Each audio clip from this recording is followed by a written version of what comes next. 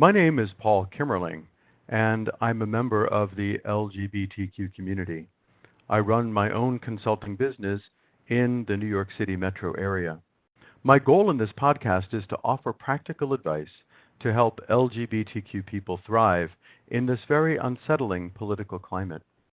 First, I'd like to honor all of you, however you identify, for choosing to live as your authentic selves, for choosing to love whom you love, for choosing to be true to who you are, for choosing to live fully from the core of your identity. This choice has never been easy, and perhaps it will become more difficult in the next 4 years. But it is also true that now, more than ever, we need people like you who are living their truth and can act as an example to those around them. We need people who are coming from a place of groundedness and love. As I reflected on what I would say in this podcast, I realized that there are 3 conditions that are very common, and yet they are very unproductive. And those are fear, inaction, and isolation. I'll speak about each one in turn and offer some countermeasures. Let's start with fear. Fear is a normal human emotion. If you are experiencing fear due to the results of this election, I completely understand. I am too. But fear is not necessarily our friend. Although fear can help us survive by helping us stay alert, for example, a constant state of fear is debilitating. So it becomes important to see and understand fear for what it is and to challenge our own fears when they arise. We can create fear for ourselves by where we choose to direct our thoughts. You may have experienced this yourself. I certainly have. For example, when I worry about an upcoming presentation to a new client, I may begin to conjure all sorts of problems. For example, that I won't be clear, that people will get bored, that some folks will act out. And as I imagine these scenarios, I begin to feel and feed my biological fear response. Stress hormones flood my brain. I begin to breathe faster and less deeply. Perhaps my heart rate increases. Under these conditions, it's hard to think clearly, it's hard to sleep, and it's hard to act in a rational way.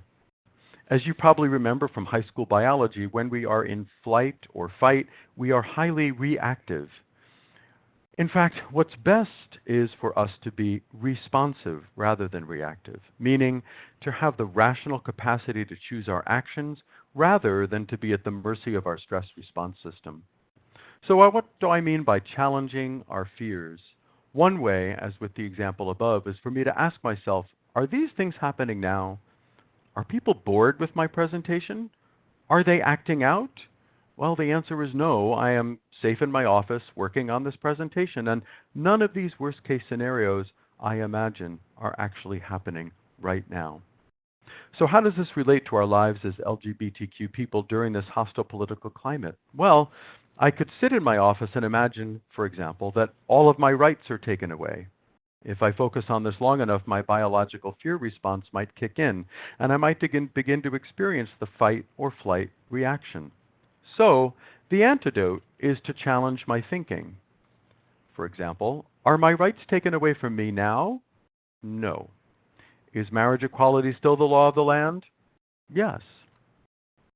There's a quote from Elizabeth Kubler-Ross, which I'd like to paraphrase. She said that there are only 2 emotions, love and fear. I'd suggest to you that since we know what fear can breed, let's stick with love. So how do we do that on a practical basis? Well, there are some very simple techniques to help us stay grounded and less fear-based. So I recommend things like meditation, mindfulness practices, yoga. Also, if you're a journaler, that often helps get our thoughts out of our brains and onto paper where they seem less threatening. If you're someone who prays, I would say keep doing that. And let's not forget that self-care during times of stress is hugely important. Exercising, nutrition, and sleep help keep us grounded and healthy. So let's talk about the next problematic state, which is inaction. Fear can sometimes generate immobility. We can feel powerless, victimized, or unsure of what to do. In these cases, our sense of personal agency can rapidly decrease. It's important, I think, to take actions that contribute to the larger good and also build our sense of personal agency. Actions that make love a reality rather than fear. When we are able to respond thoughtfully rather than react fearfully, we can choose to do things that will decrease our sense of powerlessness or victimization. And we can do things which help preserve our rights as LGBTQ citizens.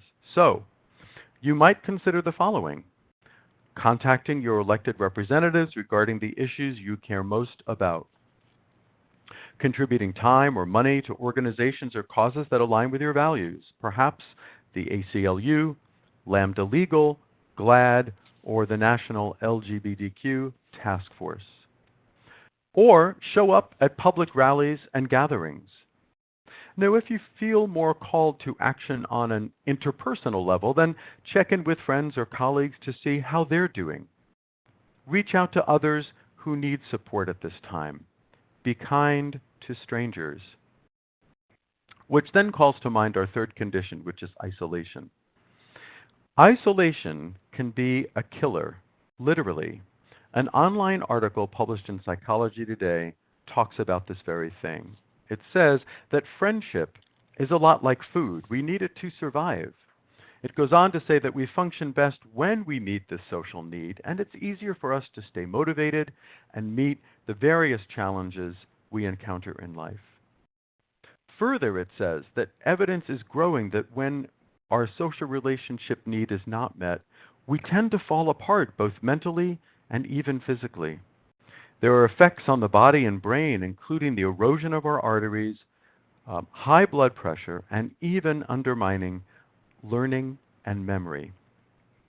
So I encourage you to stay connected.